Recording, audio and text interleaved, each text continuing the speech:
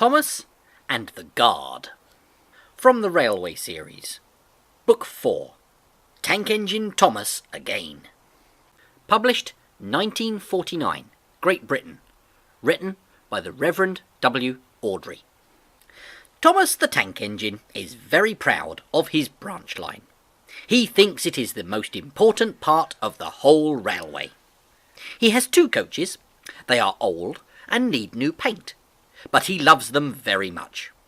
He calls them Annie and Clarabel. Annie can only take passengers, but Clarabel can take passengers, luggage, and the guard. As they run backwards and forwards along the line, Thomas sings them little songs, and Annie and Clarabel sing too. When Thomas starts from a station, he sings, "Oh, come along, we're rather late. Oh, come along, we're rather late." And the coaches sing, "We're coming along, we're coming along." They don't mind what Thomas says to them, because they know he is trying to please the Fat Controller. And they know too that if Thomas is cross, he is not cross with them. He is cross with the engines on the main line, who have made him late. One day they had to wait for Henry's train. It was late. Thomas was getting crosser and crosser. "How can I run my line properly if Henry is always late? He doesn't realise that the Fat Controller depends on me." And he whistled impatiently. "Peep, peep!" And at last Henry came. "Where have you been, lazybones?" asked Thomas crossly.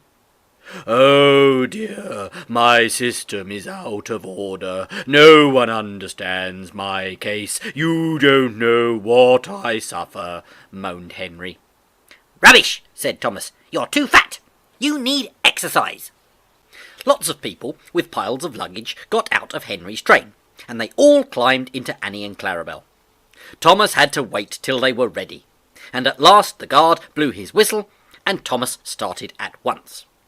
The guard turned round to jump into his van, tripped over an old lady's umbrella, and fell flat on his face. By the time he had picked himself up, Thomas and Annie and Clarabel were steaming out of the station. "Come along," puffed Thomas. But Clarabel didn't want to come. "I've lost my nice guard, I've lost my nice guard," she sobbed. Annie tried to tell Thomas, "We haven't a guard, we haven't a guard." But he was hurrying and wouldn't listen. Oh, come along," he puffed impatiently.